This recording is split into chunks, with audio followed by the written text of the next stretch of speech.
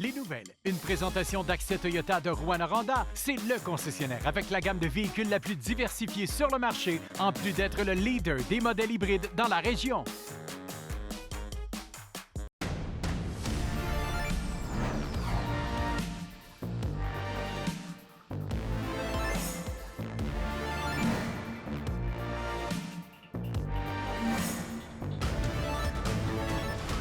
Ici Anthony Dallaire et voici vos informations. On débute le bulletin avec une nouvelle bien désolante. Le nombre de collisions avec des élèves depuis la rentrée des classes est anormalement élevé, selon Piétons Québec, rapporte TVA Nouvelle. La SAC rappelle que la vigilance en zone scolaire doit se faire tout au long de l'année. Un reportage de Félix Blaquière. Cette rentrée des classes affiche un bilan inquiétant en sécurité routière aux abords des écoles et des autobus scolaires. Il y a eu 4 collisions avec des élèves dans la province, dont une mortelle dans la région il y a une douzaine de jours, selon TVA Nouvelle. Mais à Val-d'Or, des coins de rue sont plus problématiques que d'autres. Comme je t'ai dit, les polices, ce matin, ils n'ont pogné 3. Les autres, ils spotent, ils s'en viennent par là-bas. Là. Ils s'en viennent full pin, c'est 50. Quand tu arrives ici, c'est 30. La SAAQ rapporte que c'est en moyenne 800 accidents qui surviennent en zone scolaire par année au Québec et martèle que la vigilance aux abords des écoles et des élèves doit être une priorité pour les automobilistes tout au long de l'année. C'est bien sûr le respect de la signalisation en zone scolaire et en tout temps, les panneaux qui préviennent aussi le passage des élèves, le respect de la priorité au passage piéton aussi.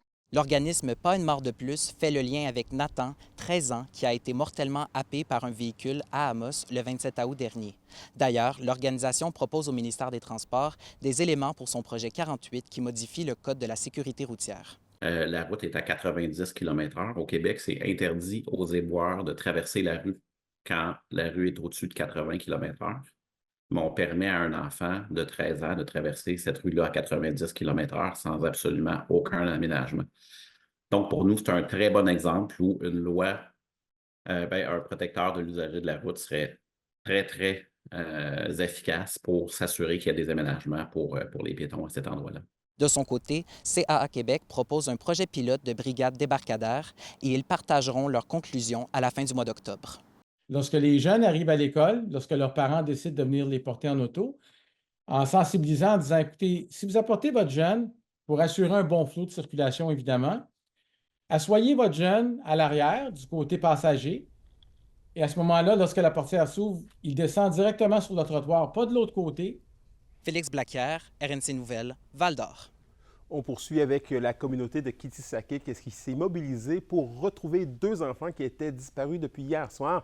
Et selon le chef Régis Pénosoué, les 2 jeunes âgés d'environ de 10 ans ont été retrouvés il y a quelques heures. Une équipe de recherche au sein de la communauté avait été mise sur place pour entamer les recherches qui, en collaboration avec de la Sûreté du Québec, sont bien conclues. Et à Rouyn-Noranda maintenant, des émissions de dioxyde de soufre inhabituelles ont été rejetées par la fonderie Horn le mois dernier. Le résumé d'André Audet. La Direction de santé publique a reçu un signalement d'urgence environnement le 20 août dernier, peu après 9 heures. L'émission de dioxyde de soufre qui avait débuté 1 heure auparavant aux évents de la fonderie Horn était en lien avec le redémarrage du convertisseur Noranda. Glencore qui confirme avoir pris des mesures rapidement pour régler la situation et qu'elle a été signalée au ministère de l'Environnement. Et ce, même si les concentrations provenaient des activités normales de l'usine.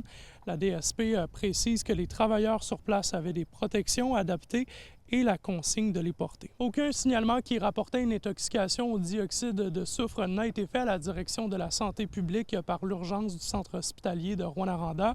L'analyse a révélé toutefois que les concentrations mesurées étaient susceptibles d'incommoder et de poser un risque pour la santé des habitants de Rouyn-Noranda. Mais la sécurité civile a été avertie pour que les habitants potentiellement incommodés soient pris en charge convenablement s'ils se présentaient à l'urgence. Les stations de mesure de la ville indiquaient une hausse des concentrations de SO2 au moment de l'événement, soit environ 15 fois inférieure aux valeurs mesurées sur le site par la fonderie Horn. Par courriel, Glencore mentionne que les concentrations ont été de courte durée et en tout temps inférieures aux limites prévues par le règlement sur l'assainissement de l'atmosphère sur l'ensemble des stations d'échantillonnage à l'extérieur du site de l'usine. L'entreprise ajoute avoir reçu 2 signalements en lien avec cette situation et qu'ils ont été traités selon leur processus de gestion. André Audet, RNC Nouvelles, Rouyn-Noranda. Dans le dossier de l'immigration maintenant, le français est au cœur des préoccupations du gouvernement Legault. La CAQ a d'ailleurs réaffirmé en début d'été sa volonté de vouloir en faire plus pour freiner le déclin de la langue de Molière. Toutefois, les nouvelles mesures proposées pourraient ralentir l'arrivée de travailleurs étrangers dans les entreprises de la région. L'heure est donc aux solutions. Les explications dans le reportage qui suit. Le ministère de l'Immigration, de la francisation et de l'intégration a annoncé à la fin de 2023 de possibles nouvelles mesures concernant la francisation. Ces mesures auraient donc pour but de renforcer l'apprentissage de la langue française au Québec, mais pourraient avoir des impacts ici. Fait qu'on parle plus en fait de l'intégration et du maintien en emploi sur le long terme. C'est plus ça que ces nouvelles mesures-là vont impacter. En plus de devoir montrer une certaine qualité linguistique à l'embauche, le travailleur devra maîtriser un français de niveau 5 pour renouveler son permis de travail après 3 ans d'emploi, soit un niveau où une personne devrait être en mesure de comprendre l'essentiel d'une conversation portant sur des sujets courants. S'il y a en fait une rétroaction de cette mesure-là, c'est-à-dire que si les personnes qui sont d'ores et déjà sur le territoire doivent se conformer lors de leur renouvellement de permis, doivent se conformer aux nouvelles exigences linguistiques, là, il y a un gros enjeu. Pour l'instant, aucune exigence est demandée et en contexte de pénurie de main-d'œuvre, ces travailleurs sont pour beaucoup essentiels au maintien d'activités d'entreprises de la région. Avec les entreprises, ce qui va être plus on va dire, problématique, ça va être d'aller chercher des emplois qui vont être ciblés dans des pays ciblés. Donc, on va comme rajouter, encore une fois, des filtres pour faire sûr d'avoir des profils qui vont correspondre, oui, aux besoins des entreprises, oui, à notre capacité d'accueil, oui, aussi à nos valeurs qui sont proches, mais là, on va rajouter la langue. Est-ce la fin des missions du CLD dans les pays non francophones? Pour l'instant, non, selon le Conseil de développement des entreprises au CLD de Rouyn-Noranda, mais il serait toutefois contradictoire, selon lui, que Québec continue d'encourager ce type de mission si le gouvernement venait à appliquer ces mesures. Il se veut rassurant et affirme que le CLD est déjà planché à de nouveaux plans avec les entreprises pour faciliter une transition. Notre stratégie, ça va surtout être d'orienter les entreprises vers des missions de recrutement du ministère de l'Immigration qui vont correspondre, on le sait, aux possibles futures exigences linguistiques. Donc on pense aux missions, par exemple les Journées Québec-France, au Maroc, où on a des bassins francophones plus intéressants et plus grands aussi, donc plus variés. Anthony Dallaire, RNC Nouvelles, Rouyn-Noranda. Au culturel, la 3e édition du Gala Rire la vie pour la prévention du suicide a lieu ce soir. C'est à 20h à la Galerie des Arts que se déroulera le spectacle bénéfice dans le cadre de la Journée mondiale de la prévention du suicide. Les Volubiles et Patrick Groux vous attendent pour une soirée de plaisir et de rire. Cet événement fêtera aussi les 40 ans du Centre de prévention du suicide de Rouyn-Noranda. Et au sport, à l'aube du début de la saison dans la Ligue nationale de hockey, 2 joueurs des Huskies de Rouyn-Noranda ont reçu l'honneur d'être invités à des camps des recrues de la Grande Ligue. D'abord, le meilleur pointeur de la LHJMQ l'an dernier, Antonin Véraud, s'envole pour la Caroline du Nord pour prendre part au camp des Hurricanes. S'il n'arrive pas à se tailler un poste dans la LNH, Véraud pourrait toujours revenir jouer une dernière saison à Rouyn-Noranda.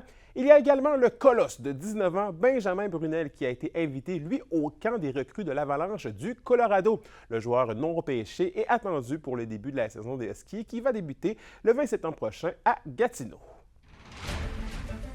Vous avez une nouvelle importante à nous communiquer? Pour nous joindre, nouvelle au pluriel rncmedia.ca, par téléphone 1-866-463-4636. Notre site web nouveauabitibi.ca.